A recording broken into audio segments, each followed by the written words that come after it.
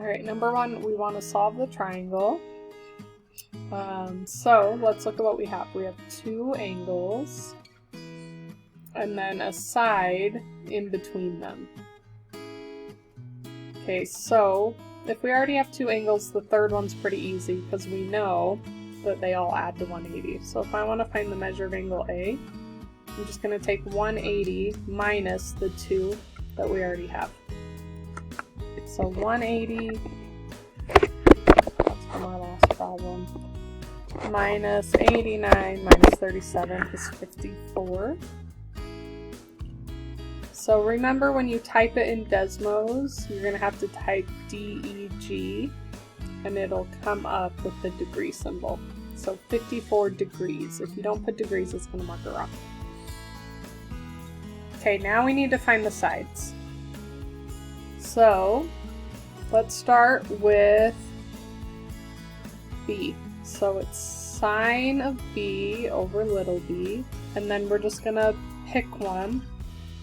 But look at C. We don't know the side, so we need to use sine of A over little a because we know both of those. If you pick C, you're going to have two unknowns. Okay, so sine of B is 89, and we're solving for little b. And then sine of A is 54 degrees over A, remember across from the angle is the side, is 15. So now we just have one unknown, now we need to solve. So I'm going to cross multiply, so I have B times sine of 54 equals 15 times sine of 89. So to solve for B, we have to do the opposite of multiply and divide. So we're going to divide both sides by sine of 54.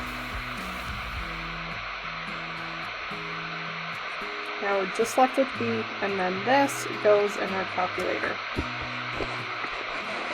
So 15 times sine of 89, and then I'm going to highlight it and hit divide, sine of 54, which is 18.5,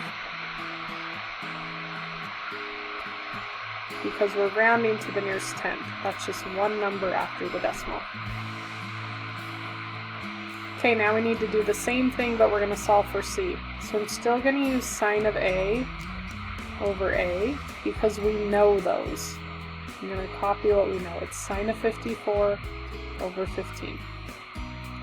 But now we need to solve for C using sine of C. So angle C is 37, and we're trying to find side C.